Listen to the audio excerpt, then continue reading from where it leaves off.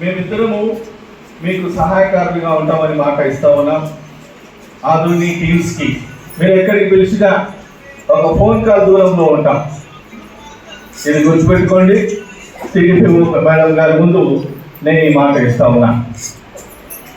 ఇంకో విషయం గుర్తుపెట్టుకోండి, ఈ యొక్క ఆడపిల్లల విషయంలో ఎర్లీ మ్యారేజెస్, బాలికలు పరిపక్వత చెందక ముందే వివాహాలు జరిపించడం, చేతులు దులిపేసుకోవడం. చిన్న ప్రశ్న, వివాహ వయసు ఎంతండి? వివాహ వయసు ఎంత? ఆడపిల్లగా మగపిల్లలగా? అందరికి తెలుసు కదా. చట్టరీత్యా వివాహ వయసు 20. మన హెల్త్ డిపార్ట్మెంట్ తరఫున మనము ఆడపిల్లల కోసము, అడాలసెంట్ గర్ల్స్ కోసము ఎన్నో కార్యక్రమాలు చేస్తున్నాము. కానీ అవన్నీ మనం హైలైట్ చేయట్లేదు. వాటిల్లో ముఖ్యంగా ఒకటి ఏంటంటే, ప్రతి గురువారము మనము స్కూల్స్లో ఐరన్ టాబ్లెట్స్ ఇస్తాము. అలాగే డివార్మింగ్ డే చేస్తాము ప్రతి 6 నెలలకు ఒకసారి. ఆ డివార్మింగ్ డే వల్ల వాళ్ళ కడుపులో నులిపురుగులు నశించిపోయి అనీమియా రాకుండా హెల్ప్ చేస్తుంది. అలాగే నాన్ స్కూల్ గోయింగ్ పిల్లలకు కూడా మనం ఐరన్ టాబ్లెట్స్ ఇస్తున్నాము, రెగ్యులర్గా ఇస్తున్నాము. తర్వాత టీడీ ఇంజెక్షన్ 10 ఇయర్స్కి ఒకసారి వేస్తున్నాము, 16 ఇయర్స్కి ఒకసారి వేస్తున్నాము, రెగ్యులర్గా వేస్తున్నాము. అడాల్సెంట్ గర్ల్స్కి రెగ్యులర్గా మంత్లీ వన్స్ హిమోగ్లోబిన్ టెస్ట్ చేస్తున్నాము. స్కూల్లో ఉన్న పిల్లలకి స్కూల్లో, బయట ఉండే పిల్లలకి స్కూల్ బయట ఉండే వాళ్ళకి స్కూల్ బయట చేస్తున్నాము. అలాగే ప్రతి శుక్రవారము అడాలసెంట్ హెల్త్ క్లినిక్ అని పిహెచ్సిస్లో జరుగుతుంది. అక్కడ వాళ్ళని పీర్ ఎడ్యుకేటర్స్ అని సెలెక్ట్ చేశారు కొంతమందిని. వాళ్ళు పిల్లల్ని పిలుచుకొస్తారు. వాళ్ళకి కౌన్సిలింగ్, లైక్ ఇట్లా చైల్డ్ మ్యారేజెస్ గురించి కానీ, వాళ్ళకు గుడ్ టచ్ బ్యాడ్ టచ్ గురించి కానీ, వాళ్ళకు హెల్త్ ఇష్యూస్, న్యూట్రిషన్ గురించి, వాటన్నిటి గురించి కౌన్సిలింగ్ ఇస్తారు. అలాగే వాళ్ళకి ఏదైనా హెల్త్ ఇష్యూస్ ఉంటే కూడా ట్రీట్మెంట్ ఇస్తారు. ఈ అడాల్సెంట్ ఫ్రెండ్లీ హెల్త్ క్లినిక్ అనేది రెగ్యులర్గా జరుగుతుంది ప్రతి శుక్రవారము. ఇవన్నీ జరుగుతున్నా కూడా ముఖ్యంగా మన జిల్లాలో, కర్నూలు జిల్లాలో, ఎస్పెషల్లీ ఆదోని ఏరియాలో చైల్డ్ మ్యారేజెస్ చాలా ఎక్కువ అవుతున్నాయి. అలాగే టీనేజ్ ప్రెగ్నెన్సీస్ ఎక్కువ అవుతున్నాయి. మీకు అందరి వరకు ఇన్ఫర్మేషన్ వచ్చి ఉంటుంది. నిన్న నేను ఒక ఫార్మాట్ పెట్టి టీనేజ్ ప్రెగ్నెన్సీస్ అందరిది డేటా ఇవ్వమని చెప్పాము. కలెక్టర్ గారు అడుగుతున్నారు, సమ్ రివ్యూ ఉంది అది. సో ఆ లెక్కన తీసుకుంటే ప్రతి పిహెచ్సిలోనూ ఆదోని వైపు ఈ పెద్దహరివాణము, పెద్ద తుమ్మలము, బదిలేహాలు, కోసిగి, కౌతాళము, ఈ ఏరియాస్లో అంతా మోర్ దాన్ 100 ఉన్నాయి. ఏప్రిల్ నుంచి ఇప్పటి వరకు more than 100 teenage pregnancies record అయినాయి. సో ఇది చాలా కష్టము. టీనేజ్ ప్రెగ్నెన్సీ వలన మీకు తెలుసు, మనందరికీ తెలుసు, మిగతా వాళ్ళ కోసం చెప్తున్నాను. సో ఆ అమ్మాయికి 18 ఏళ్ళు కూడా నిండకుండానే ప్రెగ్నెన్సీ వస్తే, యాక్చువల్లీ ఆ అమ్మాయి బాడీనే ఇంకా సరిగా ఫామ్ అయి ఉండదు, బోన్స్ అన్నీ ఇంకా క్యాల్సిఫై అయ్యి ఉండవు. సో ఆమెకి పెల్విస్ అవన్నీ స్ట్రక్చర్ సరిగా అయ్యి ఉండదు. ఇంకా అటువంటి అమ్మాయి గర్భధారణ చేస్తే అబార్షన్ అయ్యే ఛాన్స్ ఉంటుంది. అలాగే డెలివరీ అప్పుడు కూడా సెఫలోపెల్విక్ డిస్ప్రపోర్షన్, అంటే బేబీ హెడ్ ఆమె పెల్విస్లోంచి పాస్ అయ్యి రాకుండా ఉంటుంది. ఆ అమ్మాయికే ఆర్గాన్స్ సరిగా డెవలప్ అవ్వవు కాబట్టి దానివల్ల బేబీకి ప్రాబ్లమే, ఐఎంఆర్ పెరుగుతుంది, అలాగే ఎంఎంఆర్ కూడా పెరుగుతుంది, మదర్కి కూడా ప్రాబ్లం అవుతుంది. అలాగే గర్భంతో ఉన్నప్పుడు ఆమె అనీమిక్ అవుతుంది. ఎందుకంటే చిన్న వయసులోనే ఇంకా ఆమె హెల్త్ బాగా ఇంప్రూవ్ కాకుండానే ఆమె గర్భవతి అయి ఉంటుంది కాబట్టి అనీమియా ఉంటుంది. అందులో వాళ్ళకు ఇంట్లో కూడా ఫైనాన్షియల్ సపోర్టు అవి సరిగా ఉండవు, వాళ్ళకు న్యూట్రిషన్ డెఫిషియన్సీ ఉంటుంది. సో వీటన్నిటి కారణాల వల్ల ముందే అనీమిక్ ఉంటుంది. తర్వాత ఈ కాన్పు కూడా చాలా కష్టకాన్పు ఉంటుంది చాలా మందికి. దాని అనామలస్ బేబీస్ వచ్చే రిస్క్ ఎక్కువ ఉంటుంది.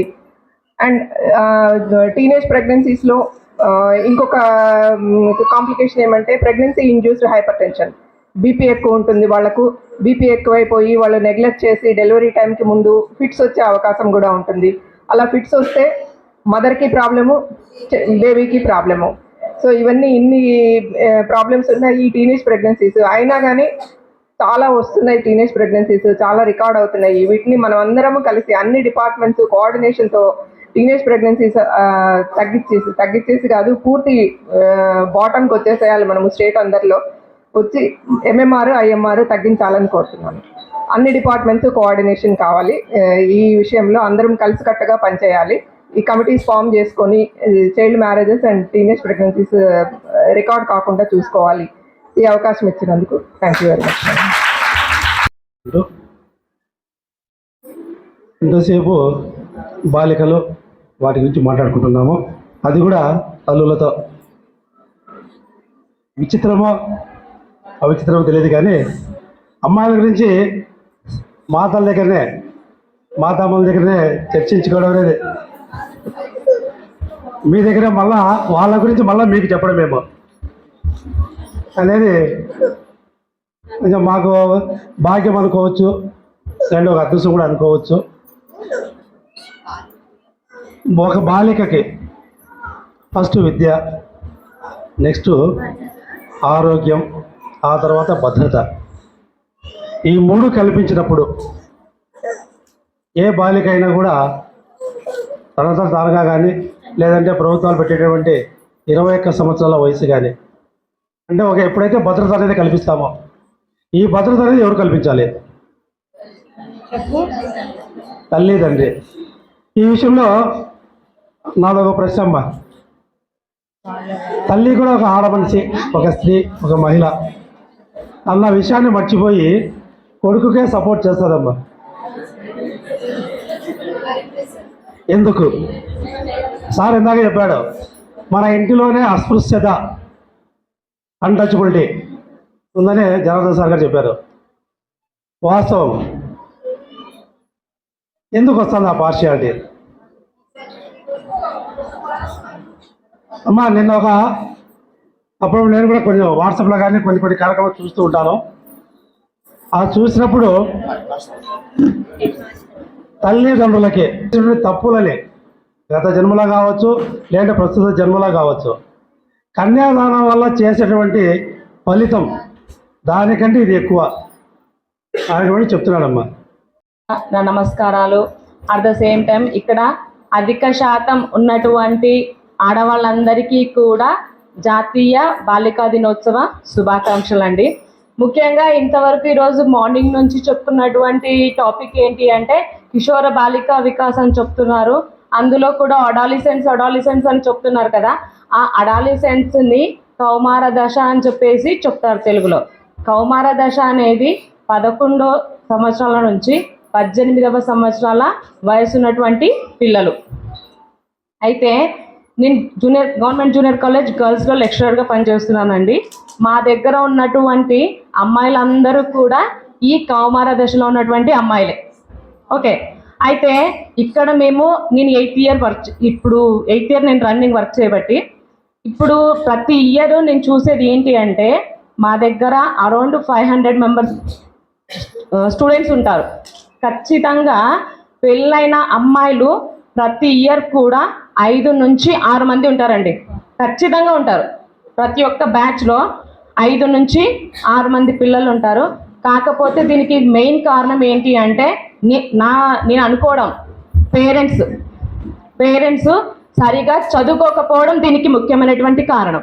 ఎందుకంటే చదువుకున్నటువంటి ఏ ఒక్క పేరెంట్ కూడా పిల్లలకి టీనేజ్ దశలో పెళ్లి చెయ్యరు. ఎందుకంటే వాళ్ళే చదువుకున్నప్పుడు వాళ్ళ పిల్లలు ఇంకా బాగా చదువుకోవాలని అనుకుంటారు, కానీ అండర్ ఏజ్లో వాళ్ళకు పెళ్లి చేయరు. అండర్ ఏజ్లో పెళ్లి చేస్తే వచ్చేటువంటి సమస్యలు ఏంటి అనేది వాళ్ళకి బాగా తెలుసు. ఎందుకంటే ముఖ్యంగా అమ్మాయిల్లో బిలో 18 ఇయర్స్ ఉంటే వాళ్ళలో రిప్రొడక్టివ్ తర్వాత కూడా డిగ్రీ అయినా కంప్లీట్ చేయండి అని మాత్రమే చెప్తాను. ఎందుకంటే వాళ్ళకు విద్య అనేది చాలా ఇంపార్టెంట్. వాళ్ళకు మరియు వాళ్ళ యొక్క పిల్లలకి, వాళ్ళు చదువుకుంటేనే వాళ్ళ పిల్లలకి నెక్స్ట్ వాళ్ళ అమ్మాయిల కన్నా కూడా. Thank you.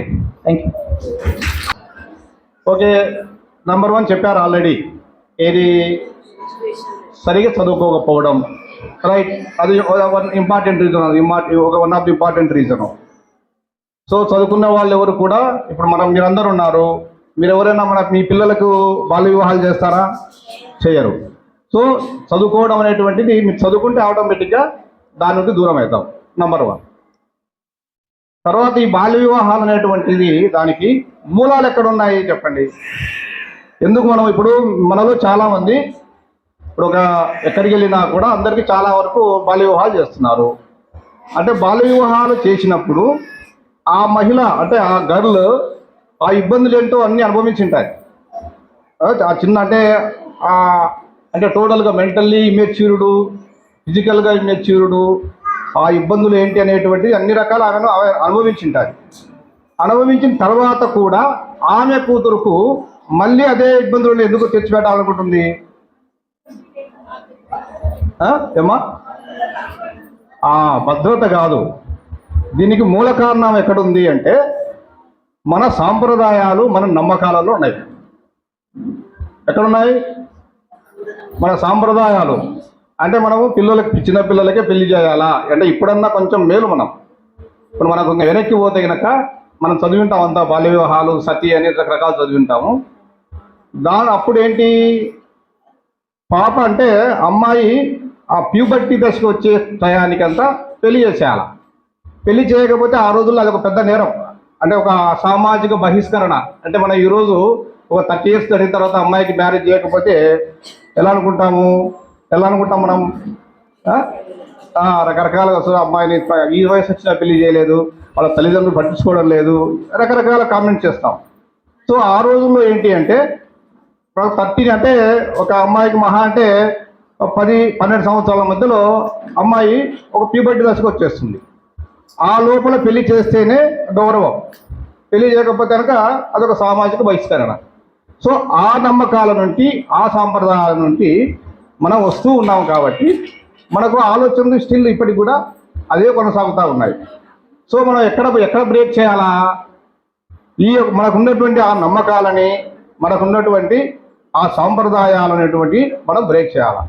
ఆ బ్రేక్ చేయాలంటే మనలాంటి వాళ్ళు, మీలాంటి వాళ్ళు, చదువుకున్నటువంటి వాళ్ళు, మనమందరం కూడా కలిసికట్టుగా దాని మీద మనము పోరాటం చేస్తేనే దీన్ని మనం పూర్తిగా నివారించగలుగుతాము. మా డిపార్ట్మెంట్ తరఫు నుండి ఏదైనా దీనికి చేయవలసినటువంటి ఏదైనా సహకారం ఉంటే కనుక పూర్తిగా సహకరిస్తామని చెప్పి తెలియజేస్తూ మీ అందరికీ నమస్కారం చేసుకుంటున్నాను. Thank you. మహిళల గురించి పెద్దలందరూ చాలా గొప్పగా చెప్పారు. వాటిని ఇప్పుడు మీరు ట్రైనింగ్ తీసుకోవడం కాదు, మీకు అన్నీ తెలుసు, దీన్ని పబ్లిక్లో ఎలా ఇంప్లిమెంట్ చేయాలి అనేది next process. You are not learners, మీరు నేర్చుకోవడం లేదు, తెలుసుకుంటున్నారు. విషయాలను ఇక్కడ తీసుకెళ్ళి పబ్లిక్లో మనం ఎలా చేయాలి, వాళ్ళ ఇంప్లిమెంట్ ఎలా చేయాలి, మనం నేర్చుకొని ఇంటికి పోవడం పెద్ద కష్టమైన పని కాదు, దానికోసం ఇంత దూరం రానక్కర్లేదు. దీన్ని పబ్లిక్లో మనము ఎలా ఇంప్లిమెంట్ చేయాలి, దీనికి ఆల్ డిపార్ట్మెంట్స్ ఉన్నారు ఇక్కడ. Education department, revenue department, medical department అందరూ ఉన్నారు, ఎడ్యుకేషన్. సో మనమేం చేయాలి, మన బాధ్యత. ఆడపిల్లలు ఎందులో తక్కువ కాదు, అది అందరికి తెలిసిన విషయమే. 2025లో ఉన్నాము, మనకేం తక్కువ లేదు, తక్కువ కాదు, మనం ఎవరికి తక్కువ కాదు మనకు తెలుసు. తెలీదా? మన ఇంట్లో మన భర్త మాట మనం వినమన్నమాట, ఇంకా బయట వాళ్ళ మాట ఏమి వింటాం? కరెక్టా కాదా? మనకేం తెలిస్తే అదే చేస్తాం, మనం ఏం చేయాలనుకుంటే అదే చేస్తాం. నిజాలు మాట్లాడుకుందాం. మనకు ఒక ఇంటెన్షన్ ఉంటుంది, ఒక టార్గెట్ ఉంటుంది, దాన్ని మనం ఏం చేయాలో దాన్ని రీచ్ అవుతాం. కాదంటావా? ఒక అమ్మాయి జోలి రావాలి అంటే ప్రస్తుత పరిస్థితుల్లో అమ్మాయి ఎలా ఉండాలి?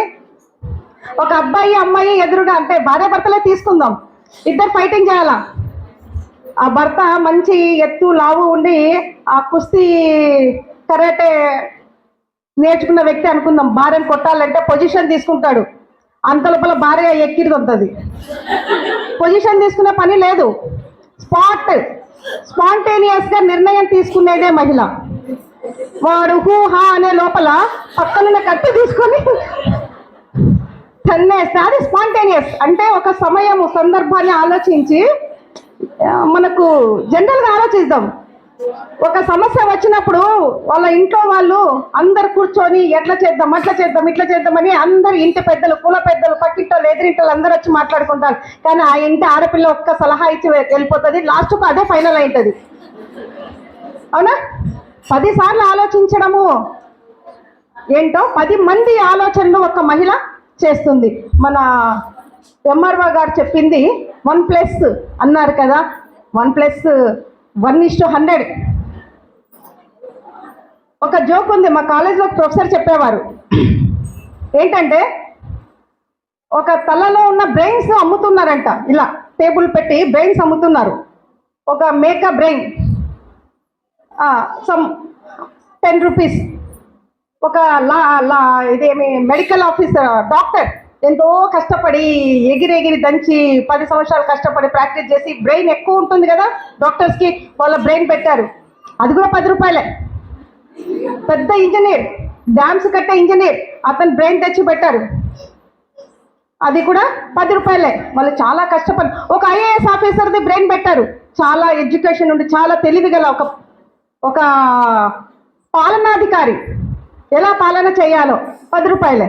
కానీ పక్కన ఇంకొక బ్రెయిన్ పెట్టారు, ఆ బ్రెయిన్ 100 రూపాయలు రేట్ పెట్టారు. ఎందుకు అంటే అది మహిళా బ్రెయిన్ అంట. అంటే మన బ్రెయిన్ ఎంత షార్ప్గా ఉంటుంది, ఎంత స్పాంటేనియస్గా మనం తీసుకుంటాం అనేది మనకే తెలుసు. మనకు తెలియదని వాళ్ళు అనుకుంటారు, కానీ స్పాట్ నిర్ణయం తీసుకుంటాం. ఎస్, సబ్జెక్ట్లోకి వచ్చేస్తే పెద్దలు చాలా చెప్పారు, కరెక్ట్. దానికి మన బాధ్యత ఏంటి, పబ్లిక్లో మనం ఏం చేయాలి, మన బాధ్యత ఏంటి, మనం నేర్చుకోవాలి కాదు, మనం ఇంప్లిమెంట్ ఎలా చేయాలి, ఏం చేయాలి. మీరు చేసే ప్రతి పనికి ఇక్కడున్న డిపార్ట్మెంట్, ఇప్పుడు డిఎస్పీ గారు కూడా వస్తారు, ఈ డిపార్ట్మెంట్ అందరూ కూడా మనకు వెన్నంటి ఉంటారని ఇక్కడే మాట ఇస్తారు. మాట ఇచ్చినారనుకోండి, ఇచ్చేశారు కూడా. సో మనం వీళ్ళు మాట ఇచ్చేశారు కాబట్టి ఎస్, మనం ఏం చేయాలి, అవేర్నెస్ చేయక్కర్లేదు. మనం చెప్పాను కదా, అవతల వాడు కరాటా చేసేకి ఊహా అనే లోపల మనం తల్లి గుర్తుపెట్టాలా. అంటే స్పాంటేనియస్గా మనం చేసేదానికి డిపార్ట్మెంట్కి మనకు సలహా ఇస్తుంది, మనకు సపోర్ట్ ఇస్తారు. వడ్డించే వాళ్ళు మన వాళ్ళు అయినప్పుడు మనం ఏ పని చేసినా సక్సెస్ అవుతాం. కాబట్టి వీళ్ళందరి డిపార్ట్మెంట్ హెల్ప్ మనం తీసుకుంటే ఇచ్చేస్తారు, ఆల్రెడీ వాళ్ళు ఇచ్చేస్తామన్నారు, గవర్నమెంట్ అది ఆర్డర్. సో మనం ఏం చేయాలి, ఇప్పుడు మన పాత్ర. ఎస్, యూనిఫామ్లో వచ్చారు, వీళ్ళని చూస్తే హెల్త్ డిపార్ట్మెంట్ అనేసి అర్థమైపోతుంది. వీళ్ళు ఎక్కడి పోయినా ఓకే, వీళ్ళు డాక్టర్స్ హెల్త్ డిపార్ట్మెంట్ నుండి వచ్చారు, some ANMs, some doctors, something హెల్త్కి సంబంధించిన వాళ్ళు. నేను కోర్టు వేసుకొని పోతే ఆమె పెద్ద లాయరా చిన్న లాయరా కాదు, లాయర్. ఒక యూనిఫామ్లో వస్తే పోలీస్ కానిస్టేబుల్, డిఎస్పీనా, ఎస్పీ కాదు, పోలీస్ డిపార్ట్మెంట్. ఇలాగా మనకు ఒక ఐడెంటిటీ వచ్చింది. మనకు అంగన్వాడీ వర్కర్స్కి ఎప్పుడు ఐడెంటిటీ వస్తుంది, సచివాలయ సిబ్బందికి ఎప్పుడు ఐడెంటిటీ వస్తుంది అనేది మనం క్వశ్చన్ చేసుకోవాలా. సచివాలయ సిబ్బంది ఒక సచివాలయంలో వర్క్ చేస్తున్నారు, వాళ్ళ డ్యూటీస్ అన్నిటికంటే గర్వపడే విధంగా ఉన్నాయి. ఏం చేయాలా, ఎంత చేయాలన్నా అన్నిటికంటే ఎక్కడో అమరావతిలో ఉన్న సచివాలయం ఎంత పని చేస్తుందో ఇక్కడున్న సచివాలయం కూడా అదే పేరు, అంతే పని చేస్తుంది. వాళ్ళు దేశానికి ఆంధ్రప్రదేశ్కు చేస్తారు, వీళ్ళు మన మండలంకు చేస్తారు. Same cards printed, names are different. పని పాపులేషన్ బట్టి పని విభజన ఉంటుంది. ఎస్, నేను రిక్వెస్ట్ చేసి చెప్పేది ఒకటి, ఫస్ట్ సచివాలయ పోలీస్ సిబ్బందికి, మీరు పోలీసులమని ఫస్ట్ మీరు హుందాగా బయటికి రండి. యూనిఫామ్ ఉంటేనే మనం పోలీసులు కాదు. ఒక వీధిలో జరుగుతున్న ఒక విషయాన్ని ఏదైనా చెప్పాలి అనుకుంటే, ఏమ్మా మీరు అంటే, మేడం నేను నోటీస్ చేశాను మేడం, ఆ టౌన్కు, ఆ కన్సర్న్ టౌన్కు చెప్పాను మేడం. అంతేకాదు మీ పరిధి, ఎఫ్ఐఆర్ చేసే వరకు కూడా మీ పరిధి ఉంది, మీరెందుకు దాన్ని యూటిలైజ్ చేయట్లేదు. చాలామంది సచివాలయ సిబ్బంది పోలీసులతో నేను మాట్లాడాను, యూనిఫామ్ ఉంటేనే మనకు పవర్ వస్తుందా, యూనిఫామ్ లేకుండా మీరు పోలీసులు, సచివాలయ పోలీసులు ఎంతగా పవర్ఫుల్ కావాలి అని అంటే, ఆ వీధిలో ఒక అఫెన్స్ జరగాలి అంటే ముందు ఆ పోలీస్ ఇన్ఫ్లుయెన్స్ కాబడాలి, అతను ఆమె కానీ అతను తీసుకోవాలి, అది ఆ టాపిక్ అతను తీసుకోవాలి. అవుతారు, ఆ తర్వాతనే అది స్టేట్ అంటారు. వాళ్ళు వీళ్ళిద్దరిని చెప్పి అస్సలు చేయమంటారు, ప్రామిస్ చేస్తారు, ఒక ప్రామిస్ నోట్ యాదో అగ్రిమెంట్ రాసిస్తారు, పోయి ఉరుకుందలోనో యాడో పోయి పెళ్లి చేసుకుంటారు. ఇది కామన్గా జరుగుతున్నది. అప్పుడు తప్పెవరిది, పేరెంట్స్ ఇది అనొచ్చు. కానీ ఇప్పుడు మనం